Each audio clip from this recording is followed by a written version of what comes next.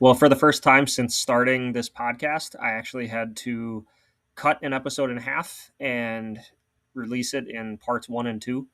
Part of that is because Will and I just had so much fun talking together. So that's good for you guys. You get to hear some good content. But in part two here, you can expect to hear Will talk about his recovery journey. We both talk about our faith journeys and how both of those things impact us as salespeople and as people in general.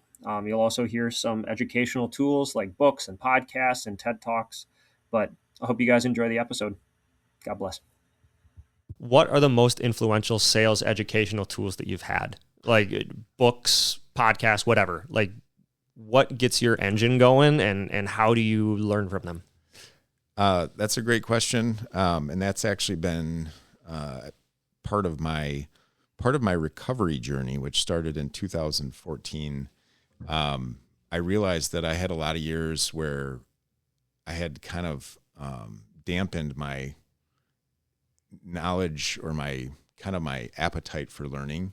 Yeah. And I started reading a lot. And when I started reading, I was like, well, what am I involved with?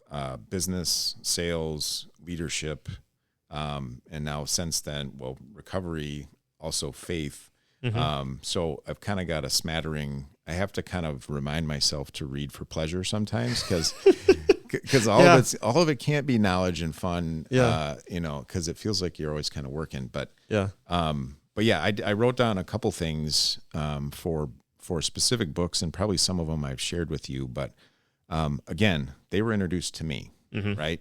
Not like you just randomly went to the library and like, oh, this one looks good, and you pick it up and you start reading. No, I think that's one of the most valuable things beyond making, business connections or connecting someone to Christ or, recovery, is helping someone learn through books that have made an impact on you. So, that's the main reason why I asked the question, because I'm not much of a reader anymore, but I do listen to audiobooks. Like I'm on drives to Milwaukee all the time now. I got 2 hours just to sit there and do nothing. So what am I going to do? Yeah. Listen to podcasts, listen to sermons, listen to audiobooks, listen to the Bible. And I'd rather be educated and become a better version of myself through that windshield time. Otherwise it's just wasted. Yeah. Yep. And everyone's like, you can make sales calls, but not really. No, I don't like doing it. I had to yesterday. Yeah. I'm not a huge fan of it. Yeah. But yeah, if you're going to take the time, but sometimes it's also okay to just do the other part of prayer that's not talking and just shut everything off and listen. Mm-hmm. Pretty interesting to see what comes up there too. But so I wrote down a couple things. Sweet. The first one is The Gap in the Gain. Okay. Ben Hardy. You haven't told me that one. Okay. Yeah, I'll look that up. That's number one.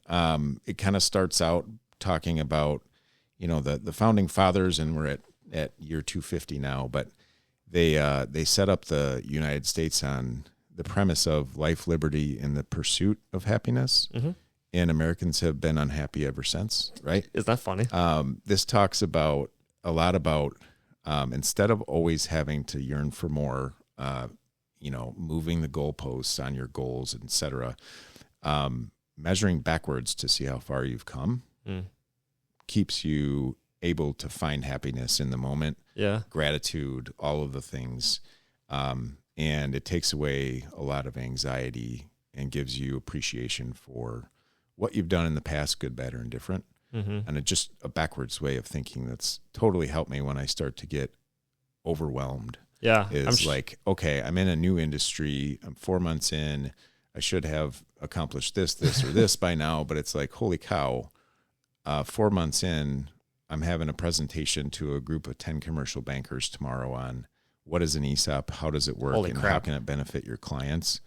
I've made a little bit of progress. That's a ton of progress instead of shooting yourself and going I should do this, I should have done that, I should have done this. Yep. And I'm sure that helps you in your recovery steps too, and in your recovery journey. Because for me, thankfully, it never got to the point where I actually had to go to AA, but I did have an issue with it before.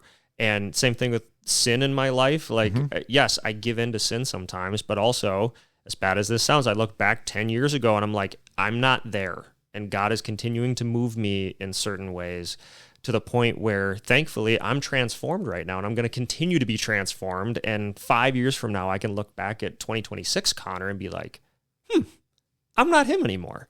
Yep. And it's going to be pretty cool. Yep. Yeah. The transformation takes time. Mm-hmm. Sculptures aren't built in a day, right? Yeah. So there's piece by piece, day by day, and progress, not perfection. Yep. It's probably one of the best slogans that I've learned from the program. Cool. That translates to every part of life. Yeah, one day at a time too. Mm-hmm. I wish everybody in the world could live by bookending, asking for guidance in the beginning and seeing how you did at the end, and then starting over. It's unbelievable. But there are so many problems that exist for tomorrow that we don't even have to deal with yet. So let's focus on today. They'll take care of themselves. Yep. And the past is history. So we can learn from history. But anyway, continue with what you're going through. The next one is called Essentialism. Okay. And these first two came on because, I get a God wink or whatever you want to call it, probably once a year to re-listen or reread these. Mm-hmm. Essentialism is basically the art of doing less but better. So making no your superpower, focusing on a smaller group of people and or things or objectives, and just doing them way better than what we can get into as business development people. And the networking thing, like you could do coffees and lunches 40 hours a week if you didn't kind of narrow that down. And I like to be giving, but I also like to make sure that I'm focusing on building a legitimately purposeful circle of people I can actually help and trust, and I can learn from. Yeah. So, well, thank you for not saying no to this. I appreciate you not using your superpower. No. Well, again, the consistency over 6 or 7 years of us connecting is what leads to things like this. So it's not a one-time thing. But Essentialism by Greg McKeown, I think is his name. Okay. The Let Them Theory. That's kind of a... You did tell me about that one. Yeah. Mel, I'm saying Mel Brooks. That would be funny if Mel Brooks wrote it. It's not a Mel Brooks book. Yeah. I don't know. It's okay. Everyone will Google this. It's a pretty popular one, and I'm just blanking on her Mel name. Gibson. No, I'm kidding. No, he's maybe an influence to it, but just the thought of part of what ties into the last book, but what other people think is none of my business, and that's a really hard thing for people to grasp.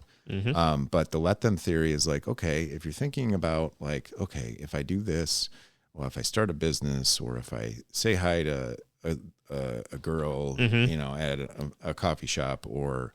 Like, I started changing my thought process around that and started saying, I'm just gonna give people the benefit of the doubt in situations, the benefit of the doubt, and ask myself in every scenario that starts to get uncomfortable, what's the worst that can happen? Yeah. And that was a lesson from Russ Selzer, who connected Russ us is awesome. in the beginning. Yeah. Like, what's the worst that can happen? Pick up the phone. Yeah. Call a it calms something down here. It really does. And it's awesome that you're saying this, because that's part of why I started the podcast too, and why I'm doing more speaking events with Carrie, and why I'm doing these things. It's kind of twofold. One, I have to stop caring about what people think about it. Like, yes, people might think this is corny or cheesy or whatever. I don't care. I'm trying to do something really good here. And two, if I'm doing this and I'm uncomfortable doing it, and a lot of people don't want to do this, that gives me a leg up. Like, if people are already going to be uncomfortable anyway, and some people would rather die than speak in front of people, some people would rather die than do this potentially. If I'm doing it, well, cool. That means I'm at least putting myself out there. Yep. Good, bad, or indifferent. Yep. I'm doing something that people might not want to do. Yep. So yeah, that I'm releasing an 18-part education series on ESOPs. Yeah. And I could have waited till I knew everything to do that. Yeah. But I kind of put a disclaimer on the front of it saying, I'm not an expert, but I'm a quick learner and I'm surrounded by experts. And if there's anything out there that you see that's inaccurate, shoot me a note. We'll talk about it and we can learn from each other. Yeah. But if I never would have started that, who knows where if I would be doing that presentation tomorrow. Yeah. The amount of value that's come from just putting your foot in, being willing to put your foot in your mouth is a huge game changer in business and in life. And that's what I've learned, like even preaching sermons at church for the youth group, like there's a heaviness about these kind of conversations just because we're teaching people and whatever, but there's an extra heaviness about teaching God's word. So it almost adds as an accountability partner for me. But then also I have other pastors that are watching me going like, okay, I get where you were coming from, Connor. That's not theologically accurate. Here's why. And it teaches me things that I wouldn't have otherwise learned. Yep. By not putting myself out there. Yep. So being open to that. Mm-hmm. And but sorry, did you have another one? The let them theory, Mel, you'll figure it out. What's so funny is we both have phones right now. We could have looked it up. Yeah. And I probably should have. And still could, but mm-hmm. Anything at this point, and again, this ties into the last book, but anything anybody has to say about what I do, say, believe, if I'm going into every situation with a genuine intent, a helper's mindset, a selfless approach, leaving pride and ego at the door, whatever anybody else says about what happens from there, let them. Yeah. You can't control it. No. And it's a daily practice. Like that's another thing, like not caring about what other people think is pretty counterintuitive to what we're taught or what we see as human beings. And even what we're taught as salespeople. Yes. Like we're supposed to be in the minds of other people that we're selling to and consulting and teaching. So you have to almost do that from a third party view though. Like you have to be here talking to people and then almost watch it from up here and then look at film and figure out what else you can do differently the next time. Yep. It's a weird, almost paradoxical thing. Yep. This actually ties in really well too, because I say I'm a black belt in jiu-jitsu. I've been doing it for 20 years. I'm a white belt in faith. Yeah. I'm a white belt that never gave up in jiu-jitsu. That's what reminds me to keep the learner's mindset. But in the faith journey, one of the things I've realized since I became a believer in 2023 is that a lot of the people that I had already surrounded myself with over the last 20 years of my professional career were also on the same path, but nobody ever talked about it. So that goes back to that conversation about like uncomfortable conversation that ties into the faith journey. Yeah. And me sharing about recovery and sharing about faith has opened up so many doors for me to be able to help other people. Versus having that mask on. If you wonder why, or if anyone wonders why I am so vocal about my faith in business and in everything that I do, it's because of what you just said. Like, I don't know if you knew that I was a Christian or anything like that before 2023, and if you didn't, that's on me. That's a huge problem, and that was a slap in my face for what I was doing. And I'm like, shoot, I thought I was doing well with that. And if you notice, actually, around the time that I found out that you were like a baby Christian back then, that was when a switch flipped. And I put in my LinkedIn, like follower of Christ or just the other things that I had in there. And it's because we are supposed to show others Jesus and talk about Jesus. It's not just supposed to be, well, live a certain way and then hope that they ask. Where in the Bible do you see that? In the Bible, Peter went out and preached until he basically got stoned. Same thing with Paul. Same thing with all these people. And I mean, we're not supposed to necessarily do that in the business world, but I'm okay talking about it. And thankfully, I do have that in my resume, so I can go out and talk about it. Yeah, that was part of my conversation when I was making a transition. Is faith, recovery, and family are the top 3 priorities in my life.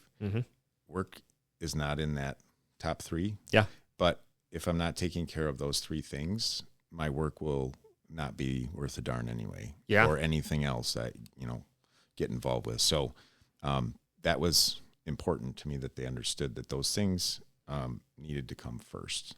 But yeah, just that's been an interesting kind of sidebar too on that journey is the how scared people are about what other people are going to think if you lead or if you bring up that conversation, let them.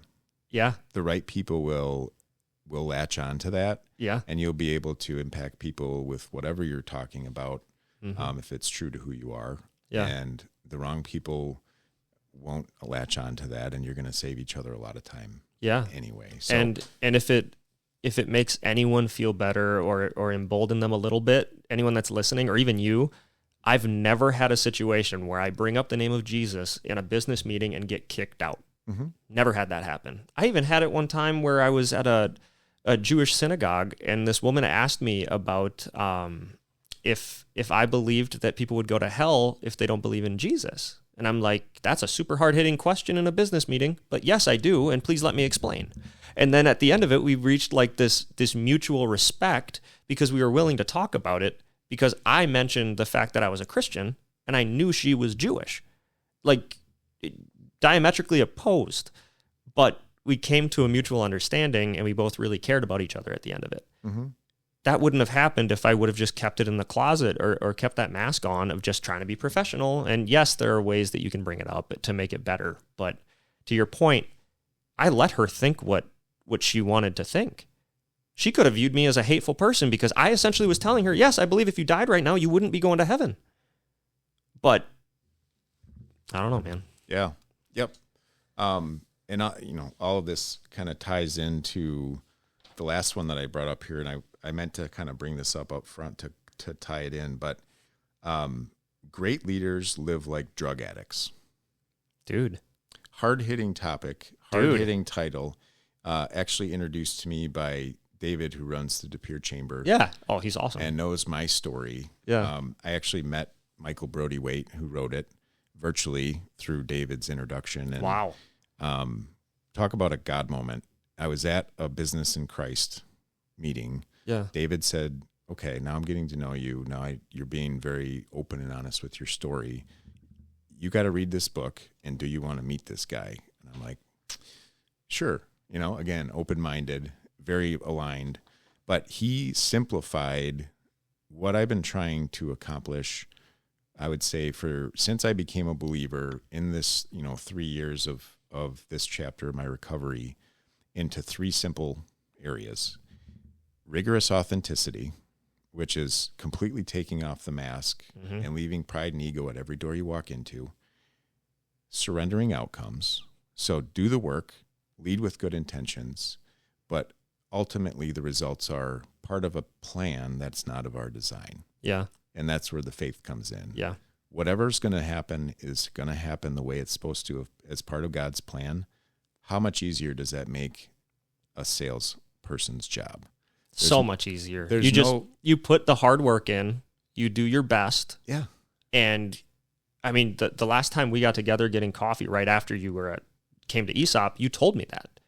You said surrender every single outcome and pray before every single sales call. Yeah. Since then, I've closed 3 deals.